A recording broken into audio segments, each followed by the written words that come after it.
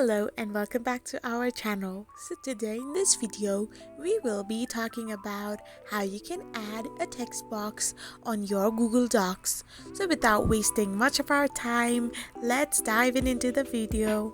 So first of all you need to do is open a web browser of your preference and type in the URL docs.google.com. Once you type it in, you can select a blank page and then simply press on the insert button. Here, select drawing and select the new option. Now, here you can find a text box option. Now, simply select the text box and then start to draw the text box of your preference. You can select the width, length and height of your text box. Now, once you have selected your form of text box, you need to simply press on the save and close option. Now, the text box will appear on your Google Docs. Now, the remaining edits can be done on your Google Docs itself. So, this is how you add a text box on Google Docs.